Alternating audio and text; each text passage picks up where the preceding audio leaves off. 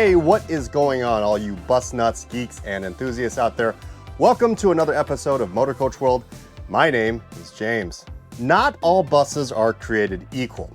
Some are more dependable than others. Some are filled with high-tech bells and whistles that look like something out of a Star Trek movie when you climb on board. She's supposed to have transport drive. And some are built simpler, which makes them easier and cheaper to work on. Now, everyone has their own opinions of which make and model of coach bus they like better than others, and opinions may differ depending on what your role is in the bus industry. For instance, if you're a driver, you may like a certain brand better because of the way it drives or all the creature comforts on board for you as the driver or your passengers that you carry. And if you're a fleet manager / owner or a diesel tech, you may have a different point of view because you may be more worried about how much maintenance, fuel consumption, or how easy it is to get parts that the different brands of buses require. Today, we're going to take a look at a particular make and model of coach bus that has a very special place in my heart. One that, in my opinion, was truly a good mix of dependability and comfort and curb appeal. A motor coach that I started my career in and spent a lot of time behind the wheel of. So today, we're going to take a closer look at the MCI D series coaches and give them a little love.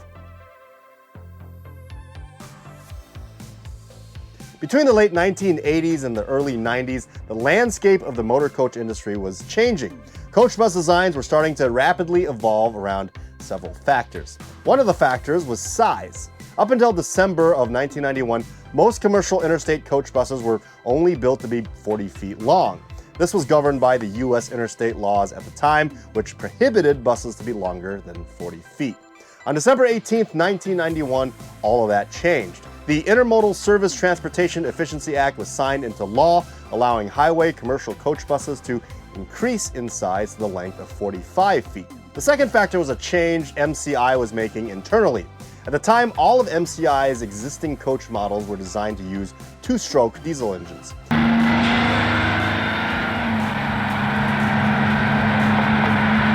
In 1987, Detroit Diesel introduced the new Detroit Series 60 four-stroke engine.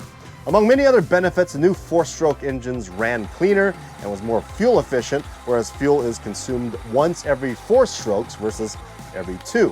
On top of that, the four-stroke engines did not release burnt oil into the exhaust, which ended up in the air like the 2 strokes did.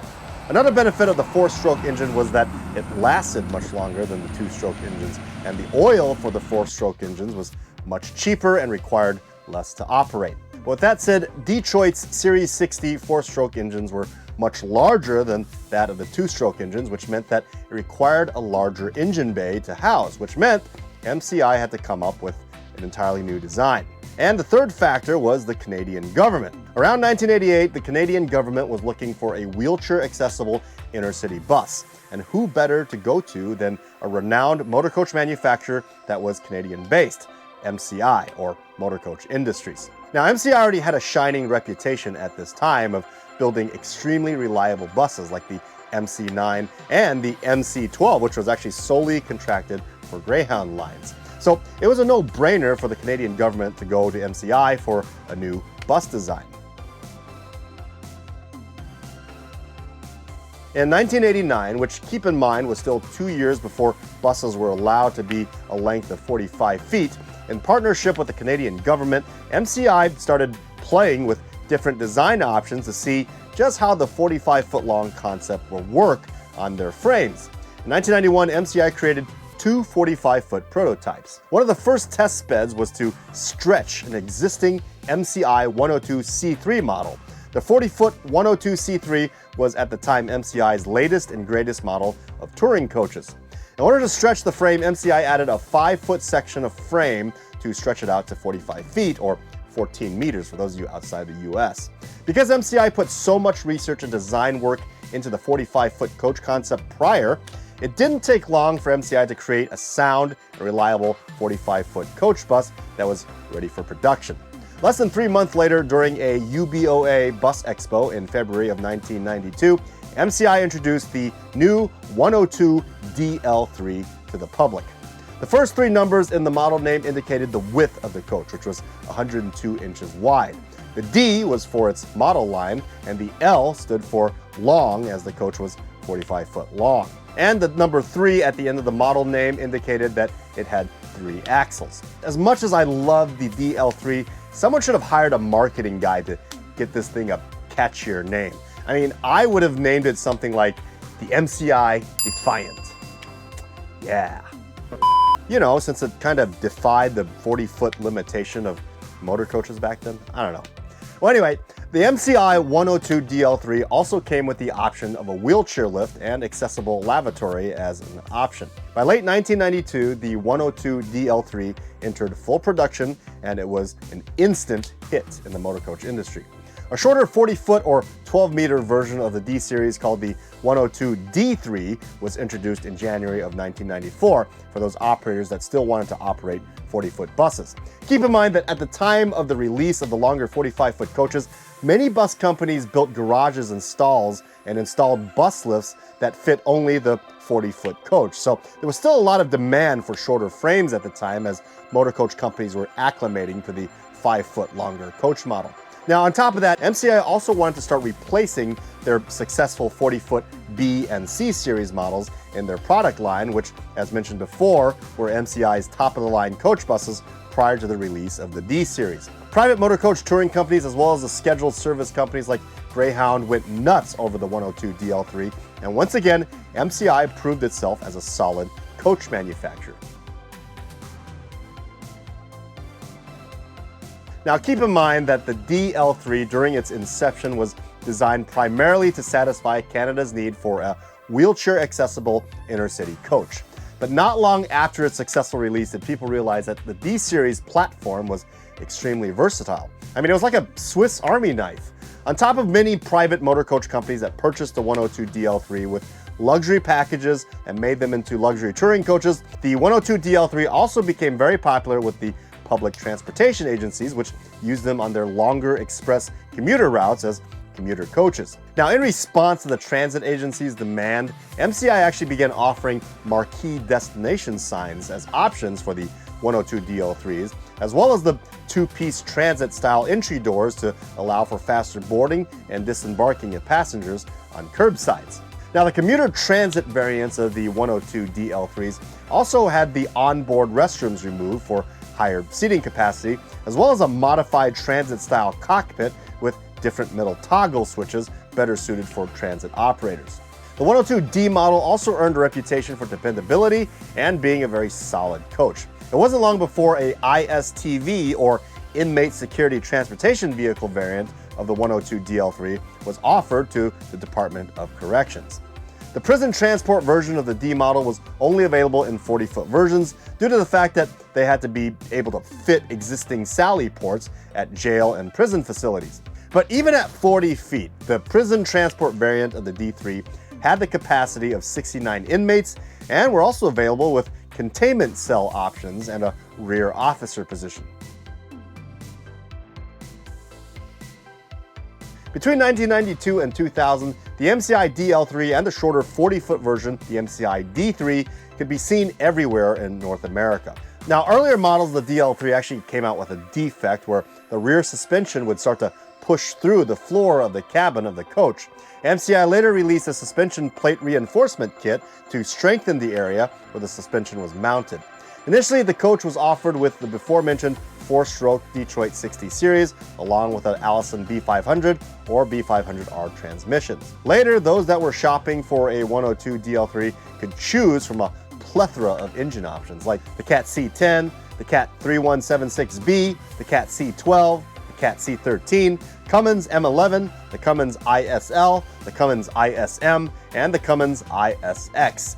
Now, aside from all those engine options, there were also 4 prototypes that were built that were diesel-electric hybrids, produced for New Jersey Transit only, designated the D4000H.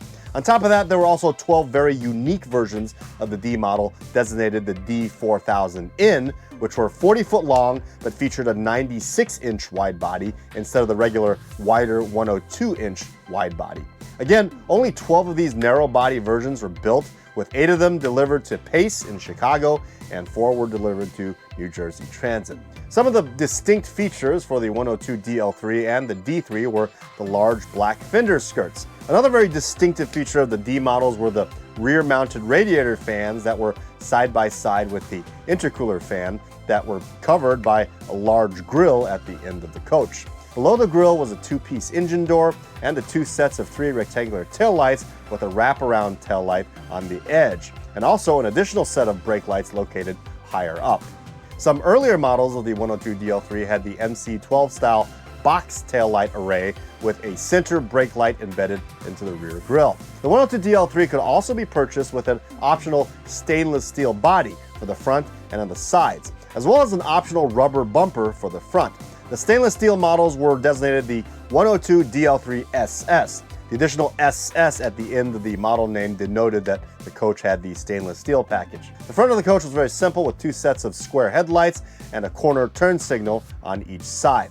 The front windshield consisted of 2 pieces side by side and an upper strip that was made of plexiglass that spanned the width of the coach. On the commuter transit variants, however, this upper strip was replaced with a destination marquee. The standard cabin configuration of the coach had a seating capacity for 55 passengers, plus 1 driver with a restroom equipped towards the rear passenger side. In August of 2000, MCI changed the name of the D model. The 40-foot version 102 D3 became known as the D4000, and the 45 version 102 DL3 became the D4500. In 2001, the D models came with a new multiplex electrical system, as well as a new sliding wheelchair door for ADA-equipped coaches. The ZF transmissions also became an option for buyers as well. On the exterior, these updated D4500s came with a slightly redesigned rear grille with the Motorcoach Industries logo designed into the lower portion of the grille. After a decade of service, the D models were cherished by its owners, drivers, and mechanics alike. They were simple to drive, easy to work on, and were very reliable and cheap to operate for fleet owners, earning the nickname the Dependable D. But with all these improvements over the years and after over a decade of reliable service, the D models was beginning to show its age. Compared to its predecessor, the MC9 and MC12, the D series coaches really set the stage for the next generation of modern coach designs. By 2005, MCI had released its new E and J series coaches to compete with Prevo's new modern-looking H345s. With their curvier lines and more modern-looking interior, the D models just looked outdated sitting side by side with the J series. But despite the looks, the D series was still going strong. Greyhound continued to purchase more and more as the D models became the backbone and workhorses of Greyhound's fleet.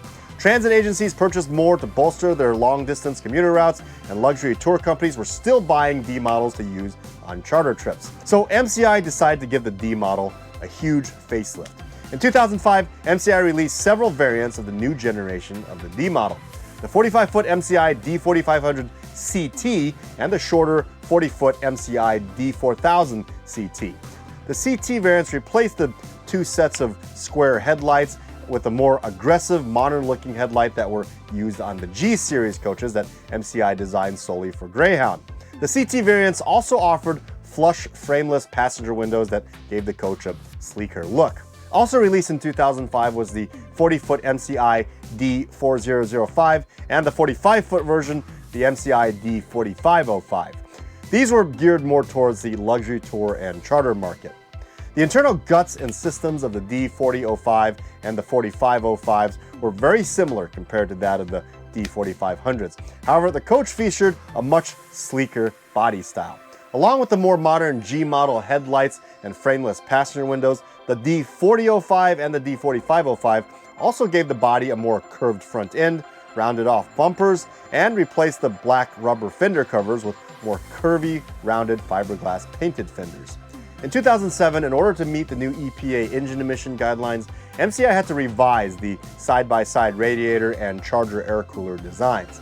Aside from the upgrade, giving the coach a much better cooling capacity as well as a quieter operation, MCI also gave the rear end of the D series a more modern look. In 2010, MCI once again updated the D series coaches to meet the new 2010 EPA standards.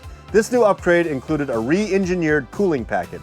The new cooling system comprised a single fan with a 3-speed clutch and a shorter belt. D-model coaches equipped with this new package are identifiable by the redesigned rear hatch with the 2 vents added on the upper corners of the rear. 2010 MCI D series were also offered with the 2 new EPA 2010 compliant engines, the Cummins ISL9 and the ISX12. Both of these engines could be paired with either the Allison transmission and later towards the end of 2011 the ZF transmission.